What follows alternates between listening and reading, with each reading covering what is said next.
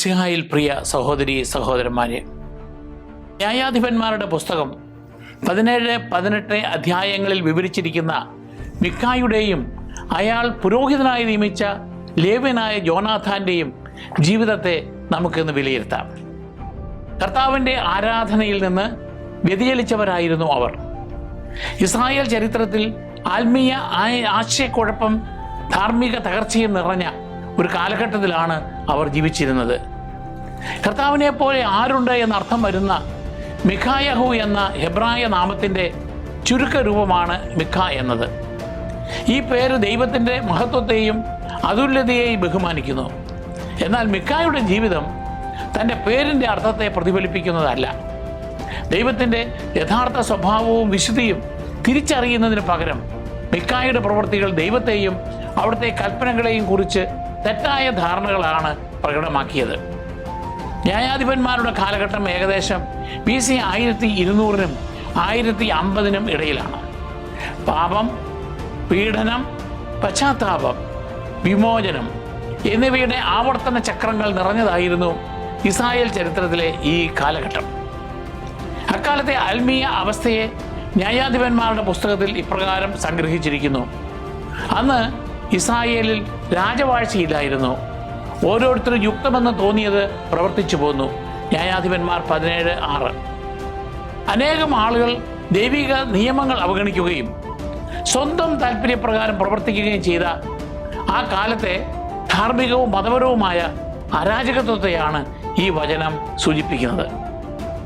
ജെറുസലേമിന് വടക്ക് ഇസ്രായേലിൻ്റെ മധ്യമേഖലയായ എഫ്രൈം മലനാട്ടിൽ നിന്നാണ് ഈ കഥ ആരംഭിക്കുന്നത്. ന്യായാധിപന്മാരുടെ കാലത്ത് ഏറ്റവും പ്രധാനപ്പെട്ട ഗോത്രപ്രദേശങ്ങളിൽ ഒന്നായിരുന്നു ഇത്.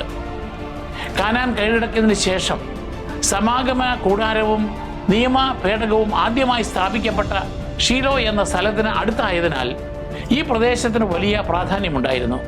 Joshua 18:1, 1 Samuel 1:3. ആ സമയം മുതൽ ഇസ്രായേലിൻ്റെ പ്രധാന മതകേന്ദ്രമായി ഷീലോ പ്രവർത്തിച്ചിരുന്നു. മോശയുടെ നിയമമനുസരിച്ച് ദൈവം തിരഞ്ഞെടുക്കുന്ന സ്ഥലത്ത് മാത്രമേ ആരാധന നടത്താവൂ എന്ന് ഇസ്രായേലിനോട് കൽപ്പിച്ചിരുന്നു. നിയമാവർത്തനം 12-ാം അധ്യായം 13-14 വാക്യങ്ങളിൽ ഇപ്രകാരം പറയുന്നു: തോന്നുന്നിടത്തൊക്കെ നിങ്ങൾ ദഹനബലി അർപ്പിക്കരുത്.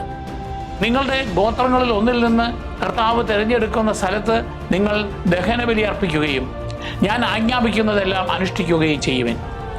ന്യായാധിപന്മാരുടെ കാലത്തും സാമുവേലിൻ്റെ ശുശ്രൂഷയുടെ പ്രാരംഭഘട്ടത്തിലും ജനം ബലികൾ അർപ്പിക്കാനും കർത്താവിനെ കണ്ടെത്താനുമായി സമ്മേളിച്ചിരുന്ന ആ തിരഞ്ഞെടുക്കപ്പെട്ട സ്ഥലം ഷീലോ ആയിരുന്നു. മിക്ക തൻ്റെ അമ്മയുടെ വെള്ളി നാണയങ്ങൾ മോഷ്ടിക്കുന്ന ഒരു സംഭവമുണ്ടായി. ഈ പ്രദേശത്ത് താമസിച്ചിരുന്ന മിക്ക തൻ്റെ അമ്മയുടെ വക 1100 വെള്ളി നാണയങ്ങൾ രഹസ്യമായി കൈക്കലാക്കി. അക്കാലത്ത് ഇത് വളരെ വലിയ തുകയായിരുന്നു. സാംസനെ ഒറ്റിക്കൊടുക്കുന്നതിനായി ഫിലിസ്ത്യ പ്രഭുക്കന്മാർ ഓരോരുത്തരും ഡൽഹിയിലേക്ക് നൽകിയതും 1100 വെള്ളി നാണയങ്ങൾ വീതമായിരുന്നു. ന്യായാധിപന്മാർ 16:5. ഈ തുകയുടെ വലിയ മൂല്യം ഇത് വ്യക്തമാക്കുന്നു. വെള്ളി കാണാതായപ്പോൾ അജ്ഞാതനായ കള്ളനെ മിക്കായുടെ അമ്മ ശപിച്ചു. പുരാതന ഇസ്രായേലിൽ ദൈവനാമത്തിൽ ഉച്ചരിക്കുന്ന ശാപങ്ങളെ വളരെ ഗൗരവത്തോടെയാണ് കണ്ടിരുന്നത്. അവ ദൈവത്തിൻ്റെ ശിക്ഷ കൊണ്ടുവരുമെന്ന് ജനങ്ങൾ വിശ്വസിച്ചിരുന്നു. സംഖ്യയുടെ പുസ്തകം 5-ാം അധ്യായം 21-22 വാക്യങ്ങൾ. ഈ ശാപം കേട്ടപ്പോൾ മിക്ക അസ്വസ്ഥനാവുകയും അതിൻ്റെ പ്രത്യാഘാതങ്ങളെ ഭയപ്പെടുകയും ചെയ്തു. തുടർന്ന് താനാണ് വെള്ളി എടുത്തത് എന്ന് മിക്ക സമ്മതിക്കുകയും അത് അമ്മയ്ക്ക് തിരികെ നൽകുകയും ചെയ്തു. മോഷ്ടിക്കരുത് എന്ന കൽപ്പനയെക്കുറിച്ചുള്ള അറിവും തെറ്റ് ചെയ്തതിനുള്ള കുറ്റബോധവും അവനിൽ അല്പമെങ്കിലും ഉണ്ടായിരുന്നുവെന്ന് ഇത് കാണിക്കുന്നു. പുറപ്പാടിൻ്റെ പുസ്തകം 20-ാം അധ്യായം 15-ാം വാക്യം. മിക്കയുടെ അമ്മ തികച്ചും അപ്രതീക്ഷിത രീതിയിലാണ് അപ്പോൾ പ്രതികരിച്ചത്. മോഷണത്തിൻ്റെ പേരിൽ അവനെ ശാസിക്കാനോ ക്ഷമ പറയിക്കാനോ മുതിരുന്നതിന് പകരം അവൾ ഉടനെ ഇപ്രകാരം പറഞ്ഞു: എൻ്റെ മകനെ, കർത്താവ് നിന്നെ അനുഗ്രഹിക്കട്ടെ. ന്യായാധിപന്മാർ 17:2. യഹൂദ സംസ്കാരത്തിൽ മാതാപിതാക്കളുടെ അനുഗ്രഹം ഫലവത്തായി കണക്കാക്കപ്പെട്ടിരുന്നു. അത് മക്കളുടെ മേൽ ദൈവകൃപ ചൊരിയുമെന്ന് അവർ വിശ്വസിച്ചിരുന്നു. അജ്ഞാത മോഷ്ടാവിനെതിരെ താൻ മുൻപ് ഉച്ചരിച്ച ശാപത്തെ പ്രതിരോധിക്കാനാണ് ഈ അനുഗ്രഹം നൽകിയത് എന്ന് പല യഹൂദ വ്യാഖ്യാതാക്കളും വിശ്വസിക്കുന്നു. മിക്ക കുറ്റം സമ്മതിച്ചതോടെ ആ ശാപം തൻ്റെ മകൻ്റെ മേൽ പതിക്കുമെന്ന് അവൾ ഭയപ്പെട്ടിരിക്കാം. കർത്താവിൻ്റെ നാമത്തിൽ അവനെ വേഗത്തിൽ അനുഗ്രഹിക്കുന്നതിലൂടെ താൻ അറിയാതെ വരുത്തിവെച്ച ദോഷഫലങ്ങളെ ഒഴിവാക്കാനാണ് അവൾ ശ്രമിച്ചത്. എങ്കിലും അവളുടെ ഈ പ്രതികരണം ധാർമ്മിക തളർച്ചയെ വ്യക്തമാക്കുന്നു. മിക്കായുടെ തെറ്റിനെ തിരുത്തുന്നതിന് പകരം അവൾ ഉടനെ അവനെ അനുഗ്രഹിക്കുകയും ആ വെള്ളി തെറ്റായ രീതിയിൽ കർത്താവിന് സമർപ്പിക്കാൻ ശ്രമിക്കുകയും ചെയ്തു. ആത്മാർത്ഥമെന്ന് തോന്നിപ്പിക്കുന്ന മതാചാരവും ദൈവകൽപ്പനകളെക്കുറിച്ചുള്ള അജ്ഞതയും തമ്മിൽ കലർന്നുപോയ ന്യായാധിപന്മാരുടെ കാലത്തെ ആത്മീയ ആശയക്കുഴപ്പത്തെയാണ് ഈ പ്രതികരണം പ്രതിഫലിപ്പിക്കുന്നത്. തൻ്റെ മകനെ അനുഗ്രഹിച്ച ശേഷം ആ വെള്ളി മിക്കായ്ക്ക് വേണ്ടി കർത്താവിന് സമർപ്പിക്കുമെന്ന് അവൻ്റെ അമ്മ പ്രഖ്യാപിച്ചു. പുരാതന ഇസ്രായേലിൽ സമ്പത്ത് ദൈവത്തിന് സമർപ്പിക്കുക എന്നതിൻ്റെ അർത്ഥം സമാഗമന കൂടാരവുമായി ബന്ധപ്പെട്ട വിശുദ്ധ കാര്യങ്ങൾക്കായി അത് നൽകുക എന്നതായിരുന്നു. മോശയുടെ നിയമമനുസരിച്ച് ഇത്തരം വഴിപാടുകൾ ദൈവത്തിൻ്റെ ആരാധനയ്ക്കും കൂടാരത്തിലെ ശുശ്രൂഷകൾക്കും വേണ്ടിയുള്ളതായിരുന്നു. ലേവ്യരുടെ പുസ്തകം 27-ാം അധ്യായം 1 മുതൽ 8 വരെ വാക്യങ്ങൾ. സാധാരണയായി ഇവ കൂടാരത്തിലെ പുരോഹിതന്മാരുടെ പക്കലാണ് ഏൽപ്പിച്ചിരുന്നത്. എങ്കിലും ദൈവിക സമർപ്പണത്തെക്കുറിച്ചുള്ള അവളുടെ ധാരണ തികച്ചും തെറ്റായിരുന്നു. സമാഗമന കൂടാരവും നിയമവേടവും സ്ഥിതി ചെയ്തിരുന്ന ഷീലോയിലെ വിശുദ്ധ മന്ദിരത്തിലേക്ക് വെള്ളി നൽകുന്നതിന് പകരം അവൾ അതിൻ്റെ ഒരു ഭാഗം ഉപയോഗിച്ച് കൊത്തുപണി ചെയ്ത ഒരു വിഗ്രഹം നിർമ്മിച്ചു. ചുറ്റുമുള്ള വിജാതീയ മതങ്ങളുടെ സ്വാധീനം വർദ്ധിച്ചു വരുന്നതിനെയാണ് ഈ പ്രവൃത്തി പ്രതിഫലിപ്പിച്ചത്. അവൾ കർത്താവിൻ്റെ നാമത്തിലാണ് ചെയ്തതെങ്കിലും ദൈവം വ്യക്തമായി വിലക്കിയ കാര്യങ്ങളെ തൻ്റെ ഭക്തിയുമായി അവൾ കൂട്ടിക്കലർത്തി. അവൾ വെള്ളിയുടെ ഒരു ഭാഗം ഒരു തട്ടാനെ ഏൽപ്പിച്ചു. അവൻ കൊത്തുപണി ചെയ്ത ഒരു വിഗ്രഹം നിർമ്മിച്ച് അതിൽ വെള്ളി പൊതിഞ്ഞു. ഇത്തരമൊരു രൂപം ദൈവത്തെ ബഹുമാനിക്കുമെന്നോ അല്ലെങ്കിൽ അവിടുത്തെ സാന്നിധ്യം തങ്ങളുടെ ഭവനത്തിൽ ദൃശ്യമാക്കുമെന്നോ അവൾ വിശ്വസിച്ചിരിക്കാം. എന്നിരുന്നാലും ഈ പ്രവൃത്തി ഒന്നിൻ്റെയും പ്രതിമയോ സ്വരൂപമോ നീ നിർമ്മിക്കരുതേ എന്ന കൽപ്പനയുടെ പ്രത്യക്ഷ ലംഘനമായിരുന്നു. പുറപ്പാട് 20:4. ഒരു മതപരമായ പ്രവൃത്തി എന്ന് തോന്നിച്ചുവെങ്കിലും അത് യഥാർത്ഥത്തിൽ ഉടമ്പടിയിൽ നിന്നുള്ള ഗുരുതര വ്യതിയാനമായിരുന്നു. സത്യവിശ്വാസത്തെ ശക്തിപ്പെടുത്തുന്നതിന് പകരം ഈ വിഗ്രഹം ഇസ്രായേലിന്റെ വിശ്വാസവും വിജാതീയ ആചാരങ്ങളും തമ്മിലുള്ള അപകടകരമായ ഒരു മിശ്രണം ഉണ്ടാക്കി. ഇത് മിക്കായുടെ കുടുംബത്തിനും അപ്പുറം പടരാനിരുന്ന ആത്മീയ ആശയക്കുഴപ്പത്തിന് വഴി തുറന്നു. ഇനി മിക്ക ഒരു സ്വകാര്യ ആരാധനാലയം സ്ഥാപിക്കുന്നതായി കാണാം. വിഗ്രഹം നിർമ്മിക്കപ്പെട്ടതിന് ശേഷം മിക്ക അത് തൻ്റെ വീട്ടിൽ പ്രതിഷ്ഠിക്കുകയും ഒരു സ്വകാര്യ ആരാധനാ കേന്ദ്രം സ്ഥാപിക്കുകയും ചെയ്തു. ഈ ആരാധനാലയത്തിൽ പുരോഹിത വസ്ത്രമായ എഫോദും പുരാതന നിയർ ഈസ്റ്റ് ദേശങ്ങളിൽ ശകലം നോക്കുന്നതിനായി ഉപയോഗിച്ചിരുന്ന ഗൃഹവിഗ്രഹങ്ങളും ടെറാഫിം ഉൾപ്പെടെയുള്ള നിരവധി മതപരമായ വസ്തുക്കൾ ഉണ്ടായിരുന്നു. അത്തരം ചിഹ്നങ്ങൾ മാർഗനിർദ്ദേശമോ അനുഗ്രഹങ്ങളോ തേടാനുള്ള ശ്രമങ്ങളുടെ ഭാഗമായിരുന്നു. ഷീലോയിലെ കർത്താവിൻ്റെ ഔദ്യോഗിക വിശുദ്ധ മന്ദിരത്തിലേക്ക് പോകുന്നതിന് പകരം മിക്ക തൻ്റെതായ രീതിയിൽ മതം ആചരിച്ച് തെറ്റായ പ്രവൃത്തിയായിരുന്നു. ഈ സ്വകാര്യ മതസംവിധാനത്തിൻ്റെ നടത്തിപ്പിനായി മിക്ക തൻ്റെ പുത്രന്മാരിൽ ഒരാളെ തന്നെ പുരോഹിതനായി നിയമിച്ചു. ഈ തീരുമാനം ഇസ്രായേലിലെ ആരാധനാക്രമത്തെ വീണ്ടും ലംഘിക്കുന്നതായിരുന്നു. ദൈവകൽപ്പന അനുസരിച്ച് പുരോഹിത ശുശ്രൂഷ ലേവി ഗോത്രത്തിൽപ്പെട്ട അഹ്റോന്റെ സന്തതികൾക്കായി പരിമിതപ്പെടുത്തിയിരുന്നു. പുറപ്പാട് 28:1. തൻ്റെ മകനെ നിയമിച്ചതിലൂടെ മിക്ക ഈ ദൈവിക നിർദ്ദേശം അവഗണിക്കുകയും പുരോഹിത സ്ഥാനം വ്യക്തിപരമായ താല്പര്യങ്ങൾക്കനുസരിച്ച് ക്രമീകരിക്കാവുന്ന ഒന്നായി കാണുകയും ചെയ്തു. തൽഫലമായി മിക്കായുടെ ഗൃഹക്ഷേത്രം മതപരമായ സങ്കരവാദത്തിൻ്റെ വ്യക്തമായ ഉദാഹരണമായി മാറി.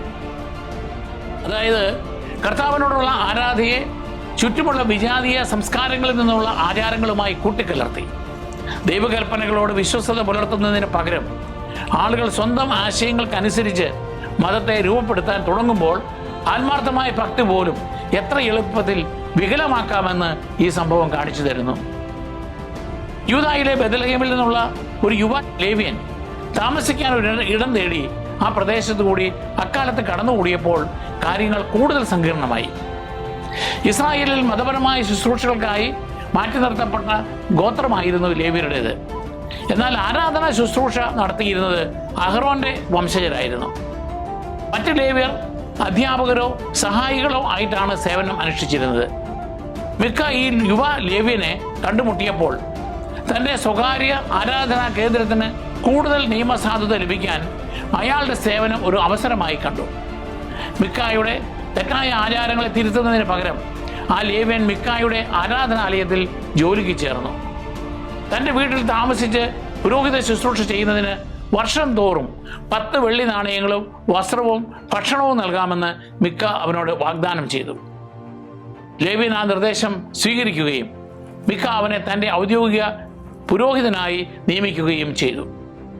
ഈ ക്രമീകരണത്തിൽ ആത്മവിശ്വാസം പ്രകടിപ്പിച്ചുകൊണ്ട് മിക്ക ഇപ്രകാരം പറഞ്ഞു: ഒരു ലേവ്യനെ പുരോഹിതനായി ലഭിച്ചതുകൊണ്ട് കർത്താവ് എന്നെ അനുഗ്രഹിക്കുമെന്ന് ഞാൻ അറിയുന്നു.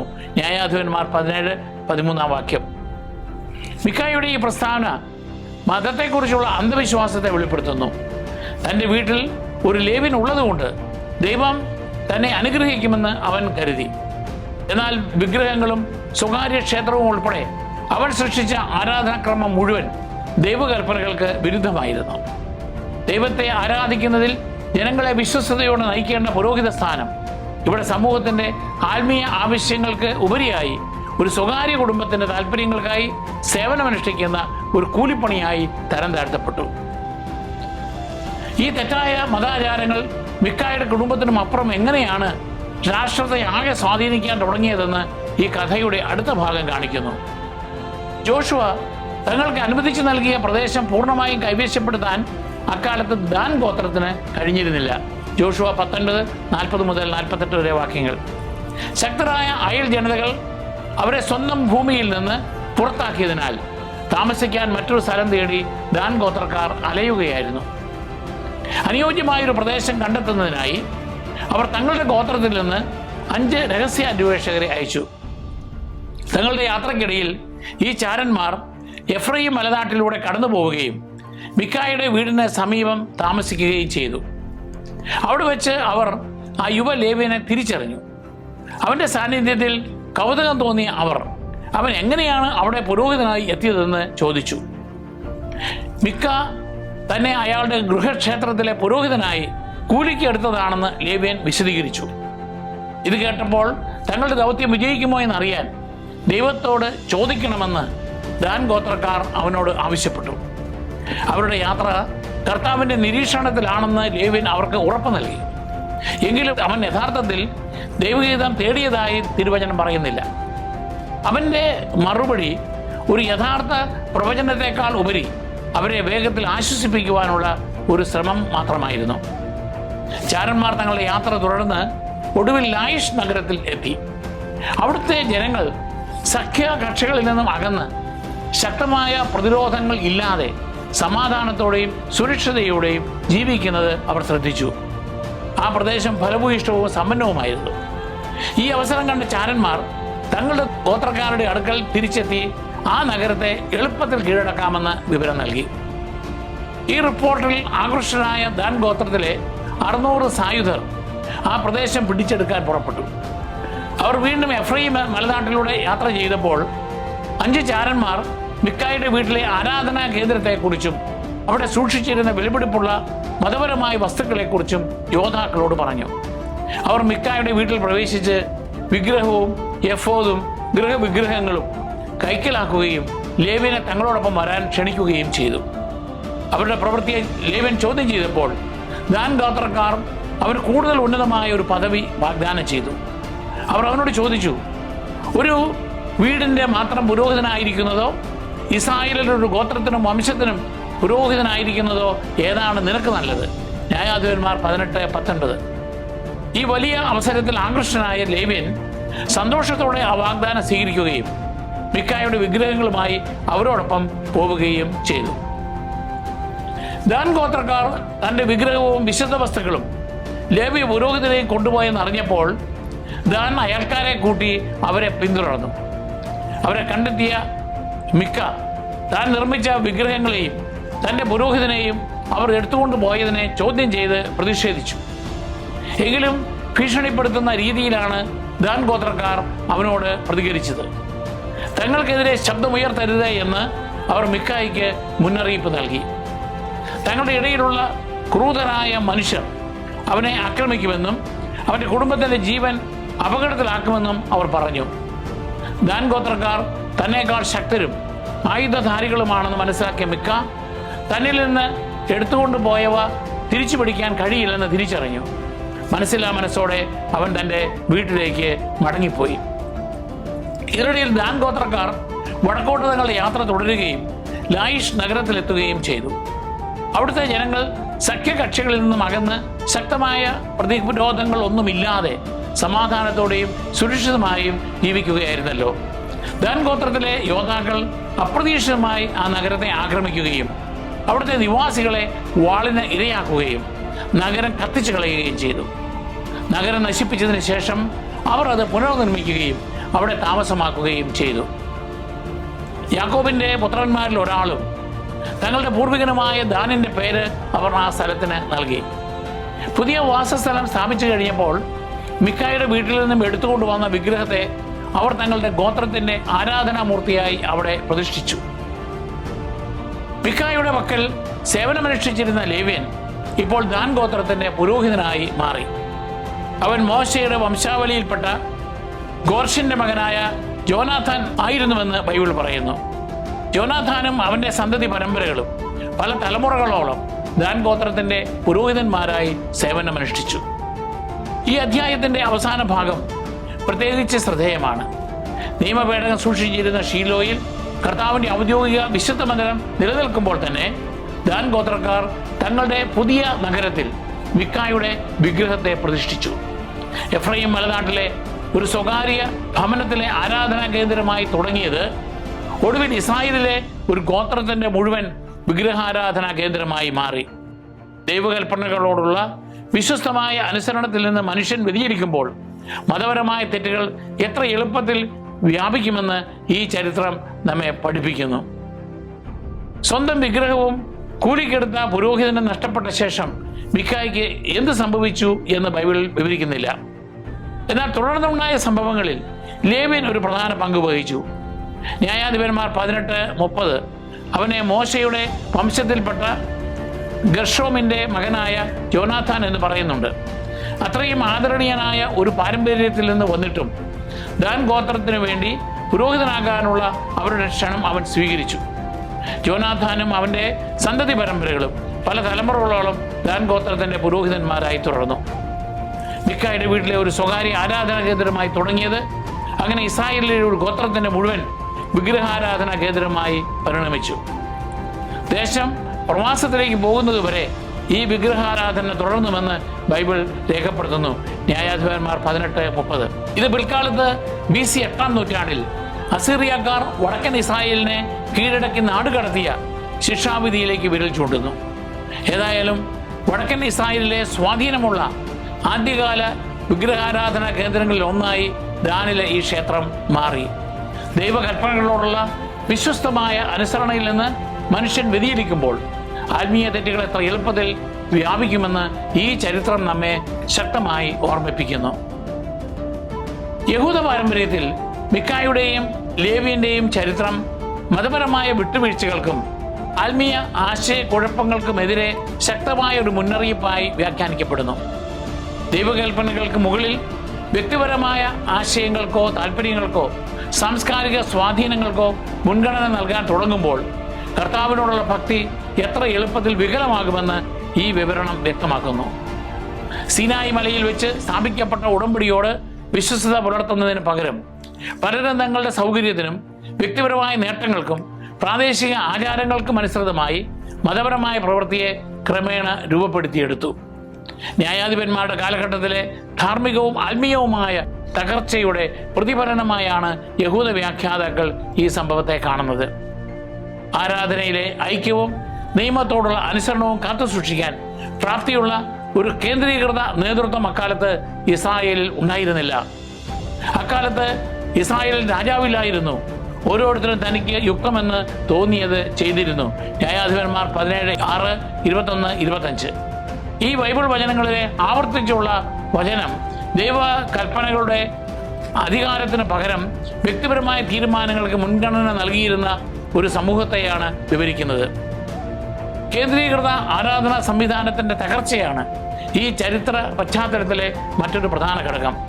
മോശയുടെ നിയമം അനുസരിച്ച് ദൈവം തിരഞ്ഞെടുത്ത സ്ഥലത്തായിരിക്കണം ഇസ്രായേലിന്റെ ആരാധന കേന്ദ്രീകരിക്കേണ്ടത്. അവിടെ അഹറോന്റെ കുടുംബത്തിൽ നിന്നുള്ള പുരോഹിതന്മാർ ജനങ്ങൾക്ക് വേണ്ടി ബലികൾ അർപ്പിക്കണമായിരുന്നു. നിയമാവർത്തനം 12-ാം അധ്യായം 5 മുതൽ 14 വരെ വാക്യങ്ങളിൽ. എന്നാൽ ചില ഇസ്രായേലിയർ സ്വന്തമായി ആരാധനാ കേന്ദ്രങ്ങളും പ്രാദേശിക ആരാധനാ രീതികൾ സ്ഥാപിക്കുന്നതായും പലപ്പോഴും ഇസ്രായേൽ വിശ്വാസത്തെ അയൽപക്കത്തെ വിജാതീയ സംസ്കാരങ്ങളിൽ നിന്നുള്ള ആചാരങ്ങളുമായി കൂട്ടിക്കലർത്തിയിരുന്നതായും മിക്കായുടെ കഥ കാണിച്ചു തരുന്നു. മതപരമായ സങ്കരവാദം എന്ന ഈ മിശ്രണം ഇസ്രായേലിന്റെ ഉടമ്പടി വിശ്വാസത്തിന്റെ വിശുദ്ധിക്ക് ഭീഷണിയായി തീർന്നു. ചുരുക്കത്തിൽ സത്യവിശ്വാസത്തെ താങ്ങി നിർത്തിയിരുന്ന സംവിധാനങ്ങൾ ക്രമേണ ദുർബലമായി കൊണ്ടിരുന്ന ഒരു സമൂഹത്തെയാണ് ഈ ചരിത്ര പശ്ചാത്തലം ചിത്രീകരിക്കുന്നത്. ശക്തമായ നേതൃത്വവും നിയമത്തോടുള്ള കൃത്യമായ അനുസരണവും ഇല്ലാതിരുന്നതിനാൽ ദൈവത്തെ ബഹുമാനിക്കാൻ ആഗ്രഹിക്കുന്നവർ പോലും ഗുരുതരമായ ആത്മീയ തെറ്റുകളിൽ വീണുപോകാമെന്ന് ഇത് തെളിയിക്കുന്നു. അതിനാൽ യഥാർത്ഥ ആരാധനയ്ക്ക് ആത്മാർത്ഥമായ ഭക്തി മാത്രമല്ല, വെളിപ്പെടുത്തപ്പെട്ട ദൈവഹിതത്തോടും തൻ്റെ ജനത്തെ ദൈവത്തോട് ചേർത്ത് നിർത്തുന്ന ഉടമ്പടിയോടുമുള്ള വിശ്വസ്തതയും ആവശ്യമാണെന്ന് ഈ ചരിത്രം നമ്മെ ഓർമ്മിപ്പിക്കുന്നു. ഇനി ഈ സംഭവത്തിന് രക്ഷാകര ചരിത്രവുമായുള്ള ബന്ധം നോക്കാം. ന്യായാധിപന്മാരുടെ കാലത്തെ ആശയക്കുഴപ്പങ്ങളും ക്രമക്കേടുകളും ഇസ്രായേലിലെ ശക്തനും വിശ്വസ്തനുമായ ഒരു നേതൃത്വത്തിന്റെ ആവശ്യകത വെളിപ്പെടുത്തി.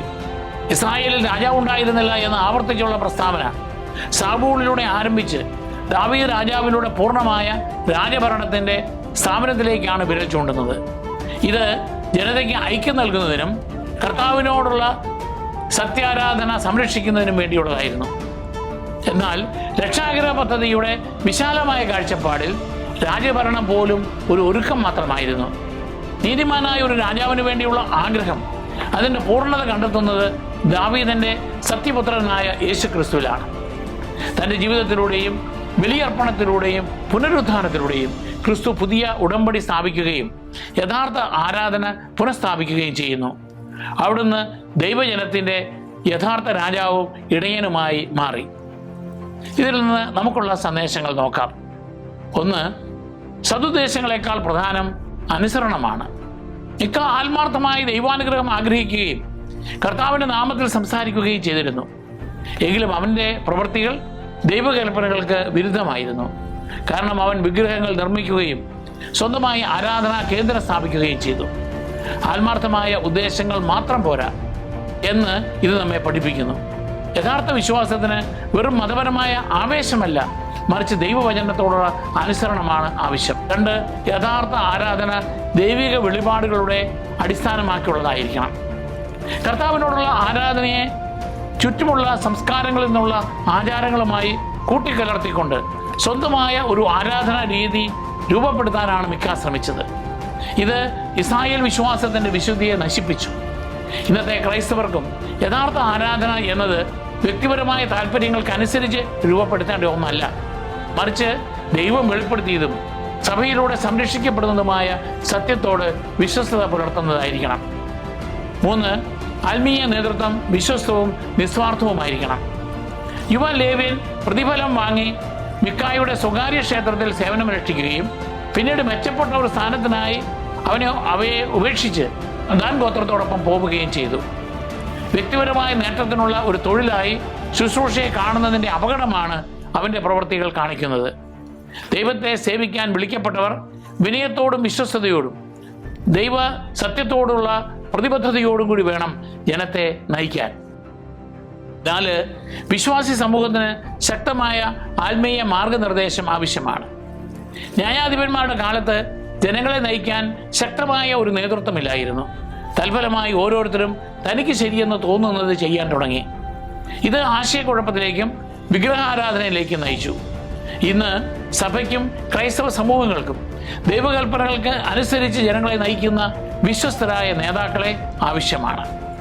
5, മതം വ്യക്തിപരമായ താല്പര്യങ്ങൾക്കനുസരിച്ച് രൂപപ്പെടുത്തരുത്. ദൈവകൽപ്പനകൾ പിന്തുടരുന്നതിന് പകരം സൗകര്യങ്ങൾക്കും വ്യക്തിപരമായ നേട്ടങ്ങൾക്കും അനുസരിച്ച് മതത്തെ മാറ്റുമ്പോൾ വിശ്വാസം എത്ര എളുപ്പത്തിൽ വികലമാകുമെന്ന് മിക്കായുടെ ചരിത്രം കാണിച്ചു തരുന്നു. യഥാർത്ഥ വിശ്വാസത്തിന് വിനയവും ദൈവഹിതത്തോടുള്ള അനുസരണവുമാണ് വേണ്ടത്. യഥാർത്ഥ ആരാധന ആരംഭിക്കുന്നത് ദൈവത്തെ ശ്രമിക്കുന്നതിലൂടെയും അവിടുത്തെ വചനം വിശ്വസ്തയോടെ പിന്തുടരുന്നതിലൂടെയുമാണ്. നമുക്ക് പ്രാർത്ഥിക്കാം. ദൈവമായ കർത്താവേ, അങ്ങ് മാത്രമാണ് ഞങ്ങളുടെ ആരാധനയ്ക്ക് യോഗ്യൻ. തെറ്റായ എല്ലാ ഭക്തിമാർഗങ്ങളിൽ നിന്നും ഞങ്ങളെ സംരക്ഷിക്കണമേ. ആത്മാർത്ഥ ഹൃദയത്തോടെ അങ്ങയെ സേവിക്കാൻ ഞങ്ങളെ പഠിപ്പിക്കണമേ. അങ്ങയുടെ സഭയെ സത്യത്തിലും ഐക്യത്തിലും നയിക്കണമേ.